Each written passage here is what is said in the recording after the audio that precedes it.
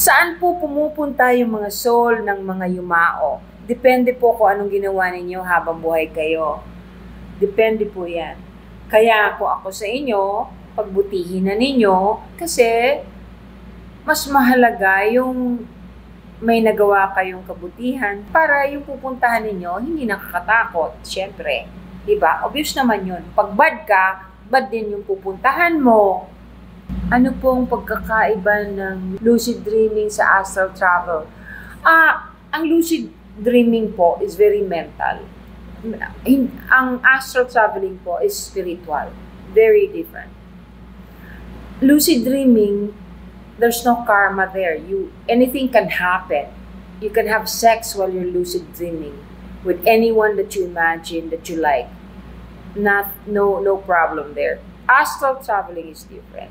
Spiritual po ang astral traveling. So, there's a very, very big difference. Ano po? Thank you sa heart. Hoy, salamat dun sa mga nagpapaabot sa akin ng mga hearts, ng roses, ng flowers, ng gifts. Kasi, nagagamit ko po yan para itulong. Ang laking bagay po yan kahit maliliit lang. Nakakatulong po yan. Diyan ko kinukuha yung tinutulong ko po sa iba. Totoo bang iba-iba ang paraiso? Hindi. Yung paraiso, yung terminology lang ng Pilipino. If you either to translate paradise, it depends on what kind of a paradise you're looking for. So, depende po yan. Kung ibig ninyong sabihin yung pinupuntahan ng mga taong mabubuti, yung paraiso sa langit, yan. O pwede mong sabihin magkakaiba nga. Kasi maski na ang langit, may levels po yan. Saan po napupunta yung soul ng pets? Pwede ba silang maging spirit guide? Kulutsing. Okay. Pets, no. Yung domesticated pets, no. If you're a native Indian, I'm talking about yung mga Apache Indian, ganon. Meron silang tinatawag na pole guides pero yun mga very strong animals, hindi pets. Yung pets kasi ang babait niyan, tayo nag-aalaga niyan. Love na love tayo niyan. They're willing to give their lives for us, but we're the protector. It's not the other way around. I mean, pagdating sa hindi mo pwedeng maging pet yung poodle. I mean, hindi mo pwedeng maging spirit guide ang poodle. Ang mga Indians, ang spirit guides nilang sinusundan yung mga big bear, kaya tinatawag na bear, mga close of the tiger, mga eagle, yung mga malalaki and very, very powerful animals.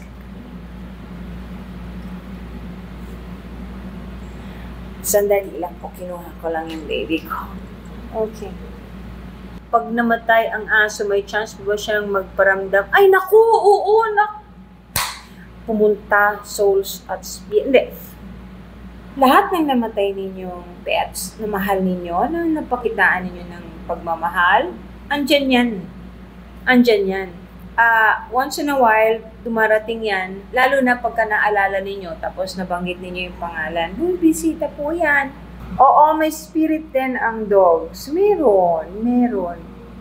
Ingatan nyo lang po na huwag kayong makasakit ng mga hayop. Napakabigat po ng kapalit niya.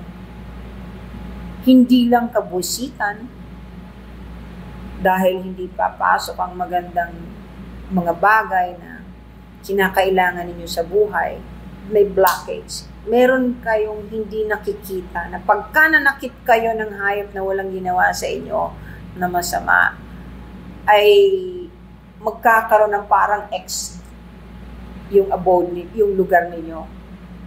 Nakikita yan ng spiritual beings who love animals.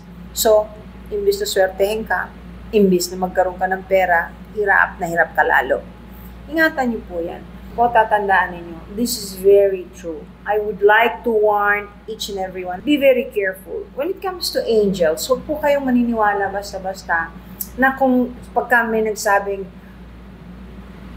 angelologist sila, karamihan ng angelologists, hindi ko naman po linalahat, pero pagdating po sa angels, linalahat ko na yung angels po hindi magpapakita at hindi ninyo makikita no matter how powerful you are kung ayaw magpakita.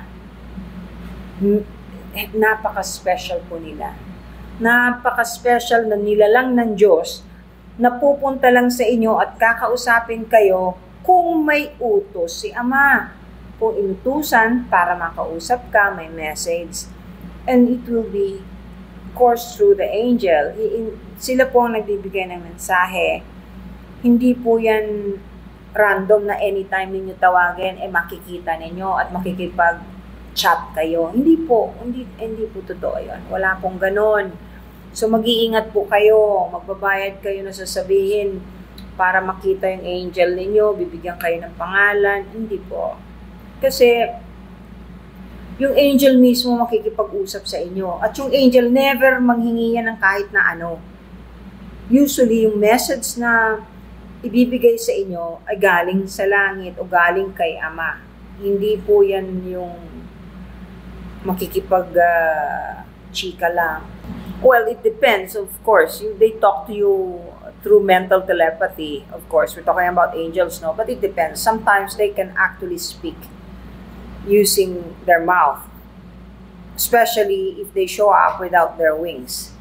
If they show up like us, na in a human form. Tatandaan niyo po, walang dapat ikatakot sa astral traveling. Tatandaan niyo rin po na ang crystal ay napaka-powerful. Pero mag-iingat kayo dahil napakaraming fake. Daming fake. Of course, ako alam ko yan. Kasi, pag nakita ko, lalo na pag nahawakan ko yung crystal, alam ko kung buhay or patay. May buhay po yan eh. They're alive. And normally, they choose you. Pag na-attract ka sa isang crystal, ibig sabihin, para sa yung crystal na yan, or bagay sa'yo. Always remember that. Ang crystal, pag buhay kasi, in my case, pag hinawakan ko po yan, parang may palpitation, parang may tibok. Hindi lang yung dahil sa ilaw na gagamitan mo ng blue light, no. Meron, they have a life, they're alive. So, but you have to be very careful na hindi kayo naloloko kasi maraming naloloko sa ganyan, resin lang yon. Hindi pare-pareho ang crystal. Merong crystals po na kung high blood ka, hindi mo dapat isuot. Kung low blood ka, yun ang dapat mong isuot. Merong crystals na grounding. Meron namang crystals na pwede mong gamitin if you want to meditate. Yan, iba-iba yan. Tapos, may combination of crystals din that are very powerful pag ginamit mo. Yun nga po ang ginagamit ng mga advanced civilizations. Yun ang ginagamit nila. Kaya ang gagaling nila. When po best mag-cleansing ng crystals? Full moon. But you can clean it also, mag-save kayo ng rainwater. Ang galing ng rainwater eh. Cleansing yun talaga. Kung gusto nyo, ilagay nyo sa rainwater, tsaka mo ilagay sa labas pag full moon. Tapos meron din namang generator. Katulad nito. Laki oh. Generator. Yung kunyari meron kayong mga kwintas o mga crystal na maliliit. Ayun nga pala, I have to warn you. Ang crystals parang may battery rin. Depende sa size, no? After abusing it, after using it for so long, kunyari, nagkasakit ka, suot mo yon, and it helped you, nauubusan din sila ng energy. So, kailangan ninyong i-recharge.